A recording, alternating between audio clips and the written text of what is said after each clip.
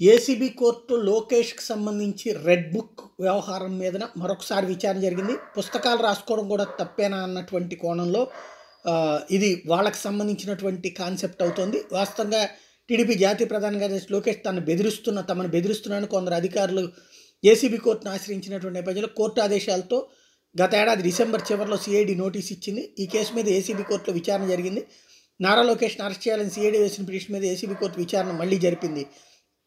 Red బుక్లో ప్రభుత్వ అధికారుల పేర్లో ఉన్నాయని బెదిరిస్తూ 41 నిబంధనలకు విరుద్ధంగా లోకేష్ వ్యవహరిస్తున్నాడని సిఐడి పిటిషన్లో పేర్కొంది. ఈ కేసుని ఏసీబీ కోర్టు ఈ నెల 21కి వాయిదా వేసింది.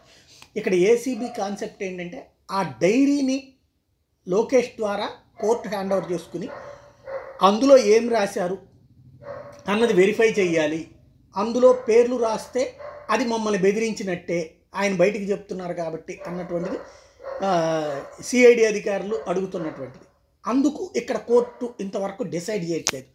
వాయిదాల మీద వాయిదాలు పడతానే ఉంది. 21వ తారీఖు ఏం జరుగుతుందో చూడాలి.